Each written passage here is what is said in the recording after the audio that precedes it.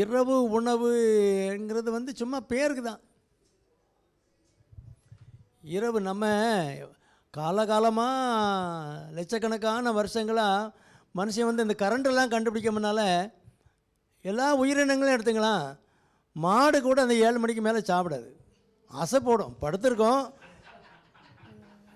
ஏற்கனவே சாப்பிட்டதை மேலே எடுத்து அசை போட்டுட்டு படுக்கும். தண்ணி வேணால் கொஞ்சம் குடிச்சிக்கும், மற்றபடி நீங்கள் வைக்கல் அள்ளி போடுங்க, அதெல்லாம் கிடையாது. காலையில் பார்த்திங்கன்னா கிடக்க தண்ணி போட்டு. இந்த மனுஷன் கரண்டை கண்டுபிடிச்ச பிறகு அதுக்கப்புறம் தான் இவனுக்கு எல்லாம் வேலையை ஆரம்பிக்குது. நம்ம சிஸ்டம் என்ன ஆகும், அந்த 7 மணிக்கெலாம் ஷட் டவுன் ஆயிரும். நமக்கு ஜீரண மண்டலம் கம்ப்ளீட்டாக ஷட் டவுன் ஆயிரும். ஏன்னா அதை ரெஸ்ட் எடுக்கணும்ல, இயற்கையினுடைய நீதி அது. காக்கா குருவி தண்ணி கொடுக்குதா? 7 மணிக்கு அப்புறம் எங்கேயா மேய்ஞ்சிட்டு அலையுதா காக்கா? நீங்கள் லைட்டை தான் போட்டு வைங்களா, வருதானே? அவ்வளோதான். அந்த 5 மணி 6 மணியோடு முடிச்சுட்டு பேசாமல் உட்காந்துருக்கோம். காலையில் விடிய காலம் எழுந்து வரும். ஆனால் இவன் விடிய காலம் எழும்ப மாட்டான். இவனுக்கு விடிய காலங்கிறது 8 மணி. விடிய காலமே 8 மணிக்கு எழுப்பிட்டேம்மா. அதனால் சாப்பாடு, அந்த நம்ம ஜீரண மண்டலம் ரெஸ்ட் எடுக்க போகிற டைம் வந்து அந்த சாயங்கால நேரம். அந்த நேரத்தில் மாவு பொருளை குறைச்சிக்கணும். ஜீரண மண்டலத்துக்கு என்ன மாவு பொருள், எண்ணெய் பொருள், இதெல்லாம் புரோட்டீன், கார்போஹைட்ரேட்டு, ஃபேட்டு இதெல்லாம் போச்சுன்னா உங்கள் பித்த நீர் அங்கேருந்து வரணும். ஏன்னா கொழுப்பை டைஜஸ்ட் பண்ணணும்னா லைப்பேஸ் வரணும். நீங்கள் சலைவரி அமைலேஸ் வரணும். அடுத்தால பேங்கரியாட்டிக் அமைலேஸ்ன்னுட்டு அது வந்தால் தான் கார்போஹைட்ரேட்டை டைஜஸ்ட் பண்ண முடியும். அதுக்குரிய சுரப்பிகள் இருக்குது. இதுக்கெல்லாம் நீங்கள் வேலை கொடுக்கணுன்னா நேரங்காலத்தில் கொடுத்துருங்க. இப்போ நீங்கள் வேலை எத்தனை மணிக்கு முடிக்கிறீங்க? நைட்டு 8 மணிக்கு முடிக்கிறீங்க. எடுத்துகிட்டு படுத்தாச்சு. உங்களை 10 மணிக்கு எழுப்பி இந்த வேலையை பாருன்னா எப்படி இருக்குது, எரிச்சல் எப்படி வரும்? அப்படி தான் நீங்கள் எனக்கு அந்த நேரம்லாம் பரோட்டாவையும் அதையும் இதையும் உள்ளே புருட்டி போடுறீங்கன்னா அது 8 மணிக்கு ரெஸ்ட் எடுக்க போகிற நேரம் போட்டால் என்ன இளவையாக போடுறானே இவன் அப்படி பாரு.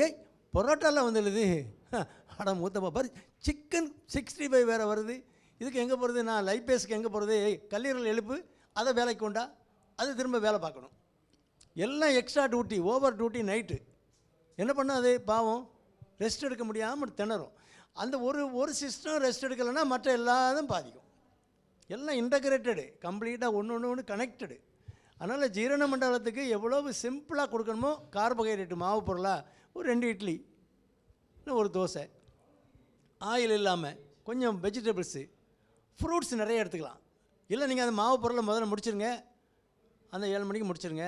நீங்கள் 10 மணிக்கெலாம் நான் தூங்குற பசிக்குமா திரும்ப பழம் சாப்பிடுங்க, ஃப்ரூட்ஸ் எடுங்க. அதுக்கு டைஜஸ்டிவ் ஜூஸே தேவையில்லை. It's a pre digested food. Any fruit பழத்தை எடுத்துங்க, அது பாட்டில் போட்டிங்கன்னா அங்கே டைஜஸ்டிவ் ஜூஸ் யாரும் எழுப்பி ஒன்று வேலை பார்க்க வேண்டாம்.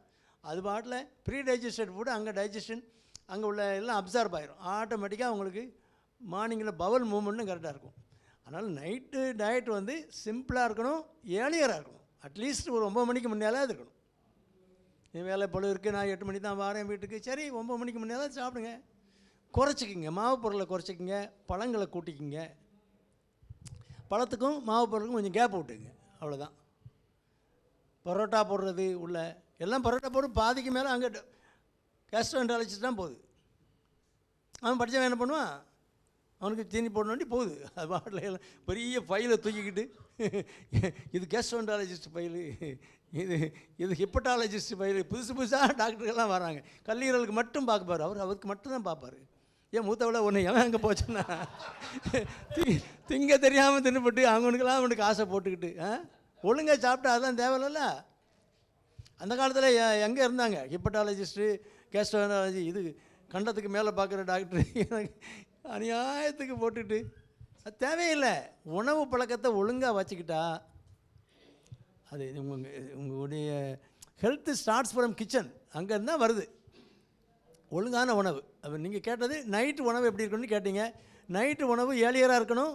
மாவு பொருள், கொழுப்பு சத்து உள்ள ஆகாரங்கள் அதெல்லாம் குறைச்சிக்கணும். ஆயிலி ஃபுட்டு, ஃப்ரைடு ஃபுட்டு எடுத்திங்கன்னா திடீர்னு நெஞ்சக்கரிக்கும். அந்த ஆயில் காரம்லாம் அதிகமாக சேர்த்திங்கன்னா, ஃப்ரைடு ஃபுட்டு எடுத்திங்கன்னா அசிடிட்டி உள்ளவங்களுக்கு ஆசிட் அதிகமாகி எங்கே வரும், உணவு குழாய்க்குள்ள வந்துடும். அது சாப்பாட்டுக்கும் நைட்டு படுக்கிறதுக்கும் ஒரு 2 மணி நேரமாவது இடைவெளி இருக்கணும். இல்லைன்னா என்ன ஆகும், அதை பாட்டில் ரிகர்ஜிட்டேட் ஆகி மேலே வரைக்கும் வரும். எது கழிச்சிட்டு அங்கே எங்கே இருந்து ஆடிட்டு கிடக்கும். உணவு குழாயில் வந்தால் அங்கே எரிச்சல் வரும். உணவு குழாயும் மூச்சு குழாய், இருதயம் எல்லாம் பக்கத்தில் இருக்குது. அப்போ இவன் என்ன நினைப்பான், நமக்கு சுகர் இருக்குது, இங்கே ஒரு எரிச்சல் இருக்க வருது, இருதயத்தில் உள்ள வழியாக இருக்குமோ அப்படின்னு நேராக எழுப்பிட்டு எல்லாரையும் கூப்பிட்டு போயிடுவான். குடும்பத்தோடு போய் எனக்கு எதுக்கு ஒரு இசிஜி எடுத்துருங்க. போன வாரம் தான் ஒன்று எடுத்தேன், ஆனால் இப்போமா அப்படி தான் இருக்குமா. வரிசையாக இசிஜி எடுத்து வச்சுருப்பான். எதுக்கு? தேவையில்லாது. ஏன்னா உணவு பழக்கத்தை சரி பண்ணிவிட்டால் அந்த அசிடிட்டி வராது.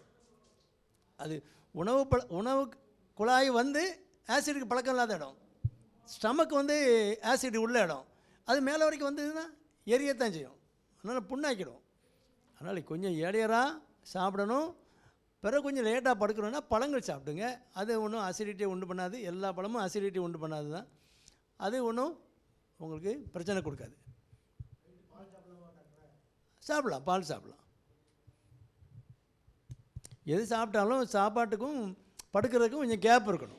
கொஞ்சம் ஸ்டமக்கு எம்டி ஆகிட்டால் அந்த ரிகர்ஜிடேஷன் வராது. அந்த எது கழிச்சிக்கிட்டு வர்றது, அந்த நெஞ்சை கறிக்கிறது அதெல்லாம் இருக்காது. அடுத்தவொடனே நைட்டில் எழுப்ப வேண்டியதில்லை.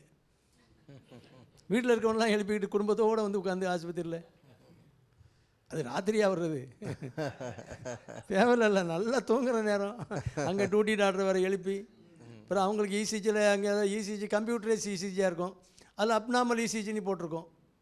அது எங்கே லேசாக கோடு இங்கே போயிட்டுனா அப்நார்மல் இசிஜின்னு இருக்கும். உடனே நமக்கு பெரிய டாக்டருக்கு ஃபோன் பண்ணுங்கள், அங்கே எழுப்பி ஊரெல்லாம் கூட்டி கடைசியில் பார்த்தா ஒன்றும் இருக்காது. அதனால் சாப்பாடு ரொம்ப முக்கியம்.